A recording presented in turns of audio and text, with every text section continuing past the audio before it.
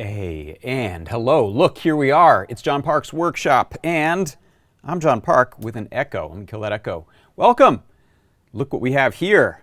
A little preview of what's to come today on the show. We're going to be working on some pixel animation. Let me get that out of the way, and thanks for stopping by. Thank you for all the people for coming into the chat. We've got the YouTube chat and the Discord chat. I know there are some people over in Twitch who often wonder, hey, where is everybody? Well, we just can't cover all places and spaces, so we tend to be in Discord. So come on over to Discord if you're interested in chatting with people. And I'm not saying don't go to YouTube, because there's some fine folks over there too. But that's where we are. So we're going to be continuing our exploration of video game art and video game assets today, and talking about animation, which is a subject near and dear to my heart. So I'm excited to get into that. I've also got some cool retro gaming goodies and topics to show you. Some, hey, what's on my workbench stuff, as well as a mini project for the product of the week that I'm going to show you. What else? Let's start off with the jobs board. Did you know that we have a jobs board at Adafruit? It is true. And I'm going to fix this window right here so we don't get sucked into a black hole, because I forgot to earlier, or something changed. And I'm going to show you our jobs board and some other good stuff over there. So let me fiddle around. You can see what the fiddling looks like, and find, where is Firefox on here? Somewhere. Where'd you go, Firefox? Hey, that's not showing up. Application. There you are, way at the bottom. And how about that one? That'll do it. There. All right, there's our jobs board. And I was looking at this earlier. There's some cool jobs and contract gigs. Here's a freelance gig I wanted to point out. Someone is looking for a little bit of CAD work, and this is an electric motor mount model. And the person asking for this is Bellatrix Lestrange, which is, I'm pretty sure, someone from Harry Potter, right? Pretty sure. Hope I'm not getting that wrong and offending the real Bellatrix Lestrange. But they're looking for a model to be built that is then going to be milled on a CNC machine. So if you've got some CAD skills and some experience prepping stuff for CNC, that could be a contract gig worth checking out. So that's just a sample of the kind of stuff that's over there. So head over to jobs.adafruit.com and look for some gigs. There's contract work, there's full-time work. You can post your own resume if you're looking to get hired. So the other interesting thing about it is it's entirely free on all sides of things to use the job board. So please go check it out. The next piece of business I wanted to cover is our coupon code for the day, and the coupon code is WalkCycle. WalkCycle will get you 10% off in the Adafruit store until midnight tonight, East Coast time. I believe that's how it works. I've never checked and tried that coupon code at that exact minute when it changes over, but let us know. And you can use that for anything other than the gift certificates, the subscriptions, so you can't use it on Adabox, and you can't use it on software. So all goods, though, all real things, you can use that to get 10% off in the store. And if you are looking for a idea of something to get, I've actually got a few little things involved with this mini project for the product of the week. So first let me show you. Here's the product of the week. The product of the week this week is this 10.1 inch, that tenth of an inch, it's very important, that 10.1 inch IPS HDMI display, which also has the driver board. It can also accept VGA and I think composite inputs as well. Not component though, I think just composite VGA HDMI. It has a little breakout board for the control panel, so you can power it on and off, use the menu system, volume up and down. And it also has outputs built onto it for speakers. There's a little amplifier and there's a header for plugging speakers into it. Because I'm going to show you, if my software will let me do this, we've also got this little set of speakers that plug right into it. So these are really cool little, let me hide the name on it. I didn't get the name out, but these, if you look for enclosed speaker set, it's a little stereo speaker set. It plugs right into the board on that monitor, and then you can use that, and they have a nice resonant cavity that they're mounted to and built into that's ported, and so you get some pretty nice sound out of these little speakers, much better than if they were just the standalone speakers and you stuck them onto a board. So having them in an enclosure helps a lot. And I got to thank who's in the, Mr. Certainly is over in the Discord chat posting these. Thank you for posting the products, because I didn't write down the product codes for some of these. Oh, I didn't get the last one in there. Okay, so that one's a lie, huh? Yeah, so this is the main thing, is this display. The third thing is we have right angle HDMI connectors and ribbon cables, so you can make your own HDMI cable. You don't necessarily need this, but if you're trying to make an enclosed small build, sometimes it's really helpful to, instead of having your HDMI plug coming straight out of something, have it come out at a right angle, and you can make the cables the length that you want. And so the project that I've built, the little mini project that I've built with the product of the week, is over here on my workbench. Let's have a look over there. I'm going to remove these. This is another little something to show you in a minute. Some of you may have seen this on the social media. This is my little luggable arcade system, or retro console system. And let me zoom this out, and you can see that from a top-down view as well. So this is an NES Classic, or some people call it the NES Mini, and the SNES Classic, or SNES Mini. I've got a couple of controllers sitting here. You can plug in 2 into each of those. And then what you're seeing here is that display. So this is the 10.1-inch display. Let's see, this should power on. Am I plugged in? So I've got 9-volt DC power running to this display. And then I've got a 5-volt USB running into the SNES Classic right now. Oh, so there, let me demonstrate for you the volume control. Is this it? Yeah. It's a slow one. It has a lot of gradations in it, which is kind of nice. But there are those little speakers. I just mounted them to the sides of a little piece of 12-inch plywood here. And then I've mounted all of this into a typewriter case. So we've got plenty of space in there to rest that over top of the consoles. And now I can go into, what are we playing here? Some Mario.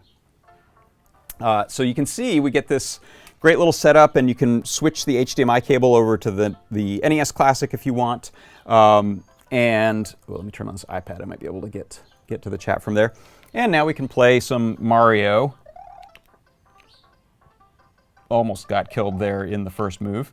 I felt bad because Lamore was trying to play Flappy Bird last night on the Ask an Engineer show on a Pi Gamer, and there really is no harder game that you could possibly try to play on any system. The thing is murder.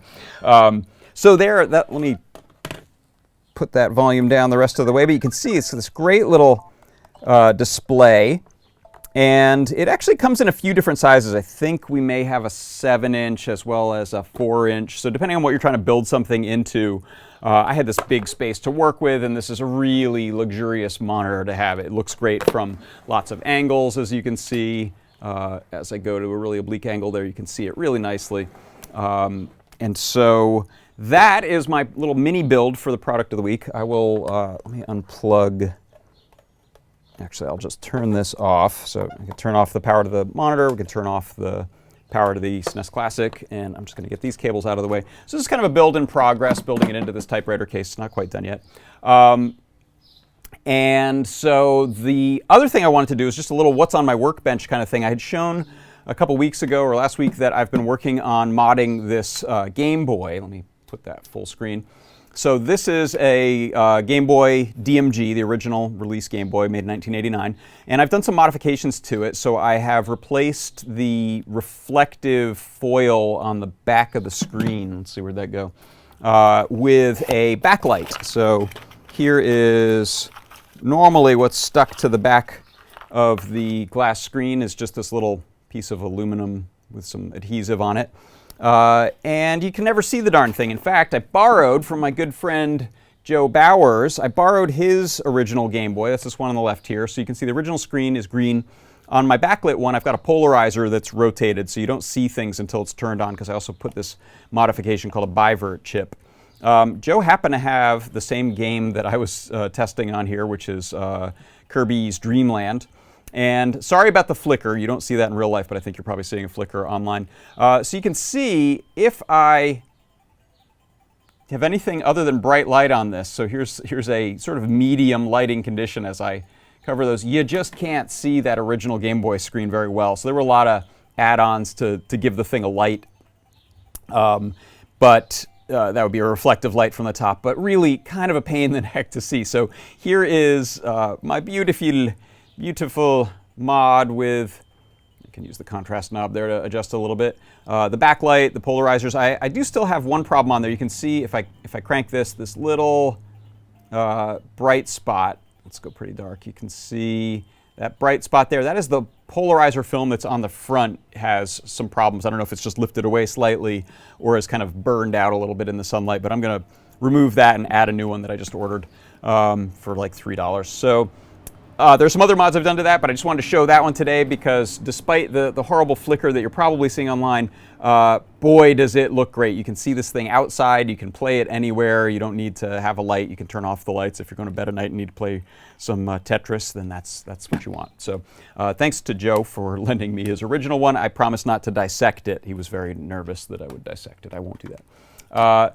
All right, so that is what's on my workbench. That's our project or mini project and product of the week. So let's go to this.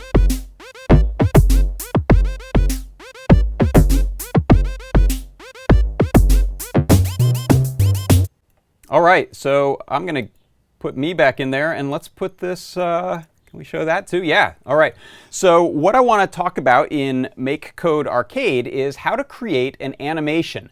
So if we look at the advanced section, you can click on the extensions button, and then from there you can pick the animation extension. So I've already picked it, so it appears here. And in the animation extension, I can create an animation or multiple animations, which I'll attach to a character sprite, and then I can add frames. So a really simple example we're going to do is what you see right here in the simulator right now is I have a little idle animation, which means when my character is sitting still, Ruby's eyes are just shifting every once in a while. So the way I've done that is I've created my Ruby character sprite, and then I've set this animation, which I named the anim idle right here, to create an animation, and I also named it idle here for clarity, with an interval of half a second. So every half a second it's going to move to the next frame of the animation. I attach that animation to that player sprite, so this anim idle is attached to Ruby. If you have multiple characters and multiple animations, you can use this to organize things.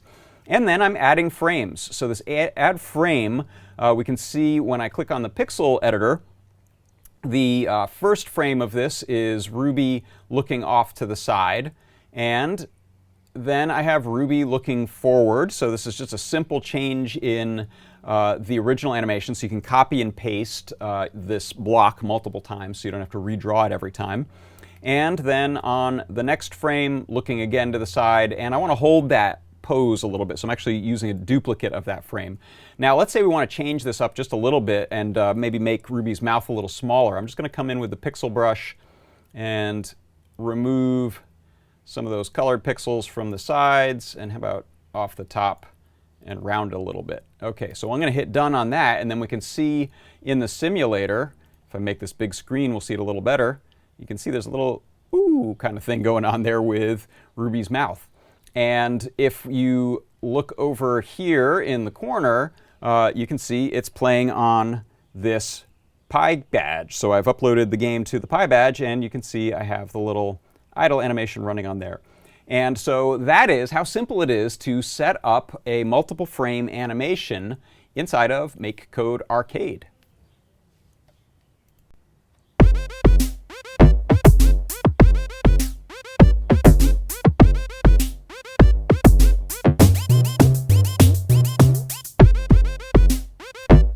All right, so that is our MakeCode Arcade, and I wanted to be able to do something small enough and simple enough that we could fit it into a neat little package. But we are actually going to continue on our journey of looking at how to create animation for use in your character sprite for the game.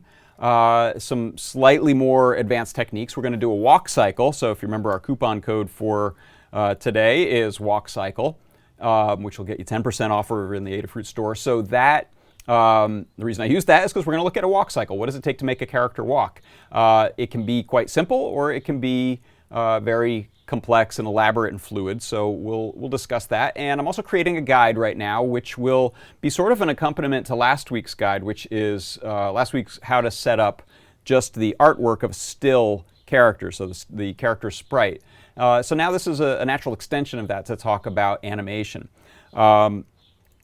So if we take a look at an example here from, I'm going to look at, how about Mario? So remember I had these character sprite sheets up last week when we were talking about just the stills, but you can see this sprite sheet here. If we look at the short Mario at the top, so there's big Mario when he has a magic mushroom and gets big. I don't know how to put that delicately. But the normal Mario, the short little Mario here, we can look at him. So he's got this sort of still, standing still, and then we have a few frames of walking, running, and then jumping. And I think if we look at, I think this system probably was inverse scaling on the x-axis to move to the left, so the character can move left and right.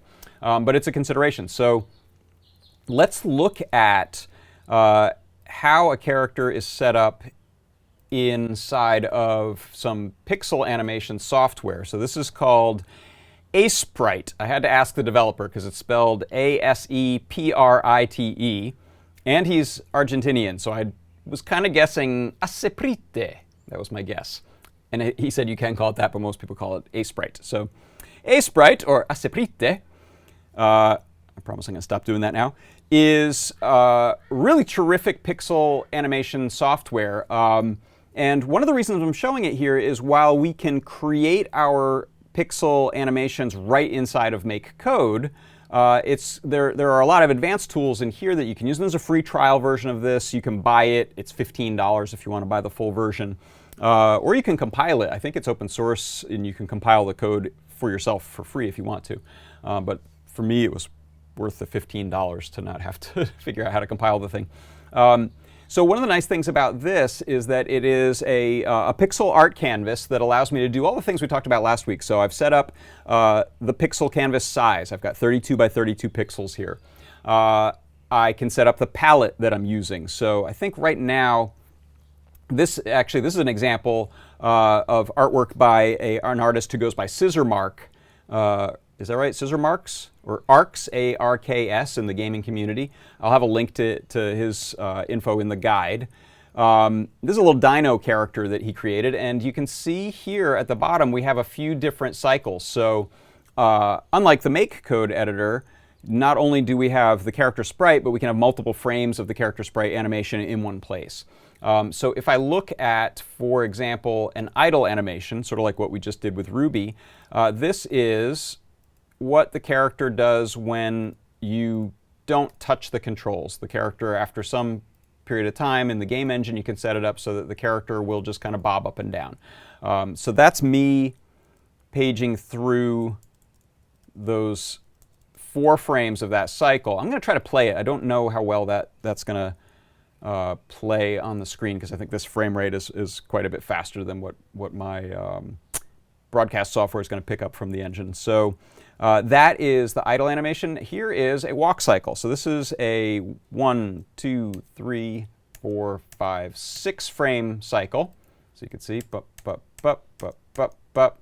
And what we have there are these sort of very clear contact frames of a leg going up and a leg contacting the ground, and then reversing and setting down the other leg, and we're also bobbing the character up and down. And there are a few others in here, but what you can see is if I go over to MakeCode Arcade now, let me bring that up, and you know what I'm going to do? I'm actually going to remove the green screen effect from MakeCode Arcade, because you don't need to see that against anything right now. And So that, and turn it off inside of MakeCode. No, there's a green screen built right into MakeCode, which is super cool. Okay, so this is really wild. What I'm about to do is I'm going to open, do I want to, no, never mind. This is not so wild. I'm just going to bring some blocks. I don't need to load a new animation in. I'm going to bring in some blocks that I had actually disconnected. So what I did is I actually worked out my animation of Ruby over in Ace Sprite just because it was fast and easy for me to see the animation right there live as I was working on it. But if you look at this sprite here, this is one frame of my walking sprite. So here is Ruby standing still, and then here is Ruby taking a step. And what you'll notice, and it's a little hard to see in here, which is why I was working in the other software, until we start using the controls that will make Ruby walk. But what I have in here is 2 frames of a walk cycle. So there's a frame, and there's a frame. And so all I'm doing in here are really 3 things. I'm switching the legs back and forth. So this is literally a 2-frame animation. You can see that dinosaur had 6 frames. It looks beautiful. In fact, before we move on, let me show you full screen version of that on my other Pybadge here. So there you can see I've transferred that animation into MakeCode and then moved the game over to the Pybadge. And you can use examples like this that you see online and just redraw them. If it's just 6 frames, it actually doesn't take that long to go in pixel by pixel and reproduce what you see. If you blow things up real big, you can see them. Here's that animation cycle, which is really cute. And it has this, you can see we've got these passing poses of the legs, these strike poses, and the bob up and down of the characters as high point and low point in the middle. So if let me switch back over to MakeCode now. So what I'm going to do is actually just get it done in 2 frames. So I showed you I have a low pose where I'm lowering the character and switching legs, as well as widening at the base a little bit here, just so that it has a little squash and stretch to it, which might seem weird if you're thinking, oh, this is supposed to be an LED, but the appeal, and you'll almost perceive it more than see it, but the appeal of something looking like it's maintaining volume while it squashes down and widens out a little bit, I think looks nice. And so here's the top pose, the other leg, and I have the character tall. So if I blow up the game simulator in here, what I have it connected to right now is any walking. Let me turn that on. Let me see if that's not turned on. Oops. Let's see. Well, see, X and Y. Yeah, that should work. Are you going to work for me? Uh-oh, I've broken something. But you know what? That's okay. I can show it to you on the game, and this probably will play back better. So let's look over here. So this is the one I was showing earlier with the idle animation, but you can see now I've got it connected to my D-pads. So as I move, get that a little closer to the screen and focus it, there we go. So if I move down, you can see I have 2 frames playing, and I've moved the eyes. So I'm headed in the direction, and you can see the little sort of skirt there of the base of the hips widening out a little bit. So almost more like an overlap or secondary motion than a squash and stretch, I should say. And then when I'm walking to the sides, I've tipped the eyes a little bit one way or the other. But again, this is just 2 frames. And since we're moving the character across the screen, we're moving those sprites of animation as well as swapping those frames out, the illusion is pretty good. You don't necessarily miss the fact that this doesn't have that many frames in it. And then when she stops, she'll go through this little idle animation with the eyes. And you can see I've made this one a little bit extra. This has frames looking right and left, unlike the earlier one we did in the MakeCode Minute. And then the 4 different directions. So let's switch back over to MakeCode, and I'm gonna pull in. Actually, let's look at a simple version. So in this version, are you seeing that? Yes. So in this version, the way I have the walk being triggered is that I have the character set up to use the controls. Oh, I threw that away. That's why. Now let's bring that back in. Control, move my sprite with buttons. And I'll switch that variable to be Ruby. And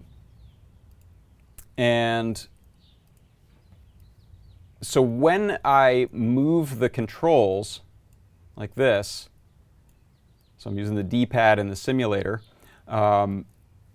the game, on every game update, every tick of the game engine, it checks to see what's happening and what's changed. What I'm testing against is I have this if-else statement, and all I'm checking is that if Ruby's velocity on the x-axis or on the y-axis, so moving side to side or moving up and down, is anything other than 0, then we're going to activate the walking cycle. So this is a really general purpose one, and you can see it's the same, Ruby looks the same direction no matter where she's going.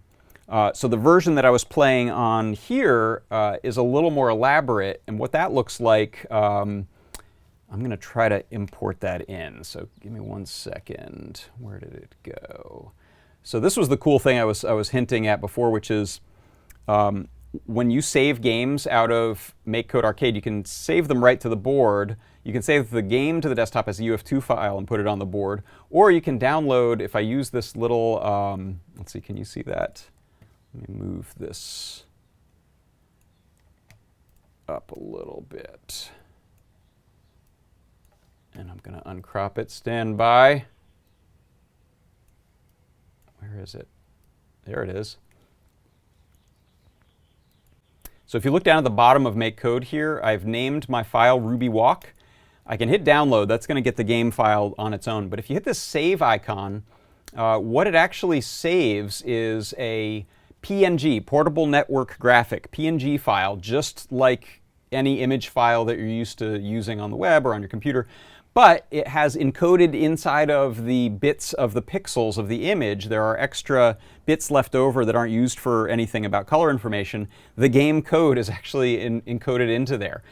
So when I save that, I've now got an image file that has the game built right into it. So I just think that's super cool.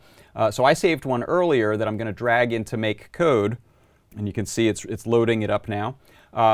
This one is the slightly more elaborate version. So let's let me move this back down a little bit. So this slightly more elaborate version still has me setting up Ruby. I have Ruby's bouncing off the wall like we did last week. I have an idle animation that I've created, which is the eyes looking left and right. And then you can see I've got multiple animation cycles that I've set up for walking to the right, walking to the left. So here's what the walking to the right, 1 frame and 2 frames. Here's the walking to the left, 1 frame and 2 frames. Here's walking up. And here's walking down. And one thing you can see here is I don't have a lot of pixels to work with, right? This is 32 by 32 pixels, so I'm using hand-done anti-aliasing to make things look round. The eyes are kind of these weird plus signs, but I've put some medium darkness, purple-ish pixels in the corners so that at that small size it looks like it's slightly rounded. So those are the animation cycles, and they all have, excuse me, unique names. So if I zoom into the meat of what's going on in that game update block now I'm checking if the velocity on X is greater than 0, then we're walking to the right, and I'm going to call up that activate the animation walk right. You can see I've got the list of all the animations that I created here. Same with left. If it's negative, or negative, less than 0, we're walking to the left. And then on the Y velocity for walking up and down. And then if none of those things are happening, then we'll call up the idle animation. So this one, if I play this full screen, let's see if you can see that, yeah. You can see we're going to call one of 5 animations. So for left, for right, for up, for down, and when we're not doing anything, we get that little idle animation looking around. And so that's the exact one that I have running on here. And you can see it plays back really nice and smoothly. And it's enough to get the idea across. In fact, if you look in the available, let me pull up MakeCode again. If you look in the available assets, game assets for the gallery, I'm going to create a new character here. So I'm going to set, we'll call this Pinky. So I'm going to make a new character called Pinky. And the sprite, instead of creating it from scratch, I can go over to the gallery. And these are assets that are built right into MakeCode. So we have this duck. That was the one that was in the cursed Flappy Duck game. We have this little guy who looks like a role-playing game, a little RPG type of character. And you can see these are his frames of animation. So he's got sort of standing still, walking with one leg down. This is the passing frame, and then the other leg down. Same going up or back away from the camera. I think there's some side animations. There's some attack animations with a sword, although those are really tiny. Here we can grab one of these. Here's this little character. So the only issue that I had with these is that they look great in the simulator, but they're a little small for the... let me switch this out to Pinky. They're a little bit small for our available pixels on the game, on the Pybadge screen, the 1.8-inch screen. These little 16 by 16 pixel characters just look kind of small. I wanted to set the character somewhere. Have I not done that? All right, I haven't. Let me grab a sprite position block here, and I'm going to set Pinky. You can use these little crosshairs over there. So there's Pinky. It looks cute. You can definitely see it if I blow up this screen. And those are really fun to play with if you want to just try bringing in your own animation frames that pre-exist without drawing them.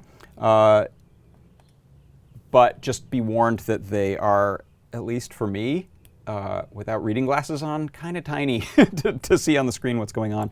So I like using these 32 by 32 pixel characters like Ruby here. And so you can go on the diagonals. I don't have any clever logic to determine that we're on a diagonal. So I'm not calling up a different set of animation, but I think that's okay. It just happens to be choosing the first one, I guess, which is the X velocity instead of the Y. So we get the sideways animation, which I think looks fine. So that is some really basics of how we can create animation on the Pybadge. Let me flip over to this beautiful example again. And I spoke with the creator, Arcs of the Dino, and he said that it would be fine for me to include some of those images and animations in my guide. So you'll see those as some really nice examples of a very talented pixel artist, much more talented with this type of animation than I am. And I will also include a link if you want to go buy the sprite sheet. I think he's got it up for $5 on a sharing site called Itch.io, which is for independent games. And I've been enjoying digging into some pixel art resources and helping support some of the creators of this great, beautiful, charming art form. So that is about it. Before I go, I'll remind you, I'll give you a little plug for go get some stuff in the Adafruit store. We've got the Pybadge on the way. We've got the Pybadge LC on the way, which is the low-cost version. It does not have the feather headers, a couple of the other headers, the speaker output, and the LEDs, the NeoPixels along the front. There's just one of them, but it's also $10 cheaper.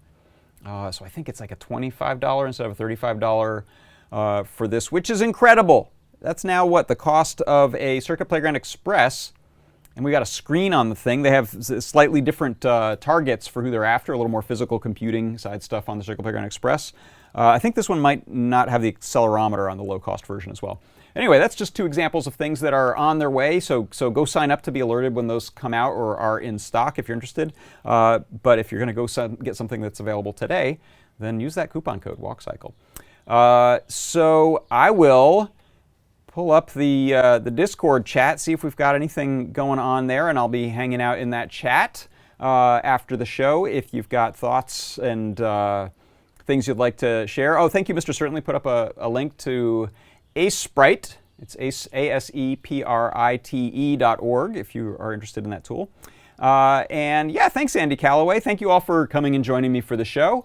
And I will see you all next week. So for Adafruit Industries, I'm John Park. This has been John Park's Workshop.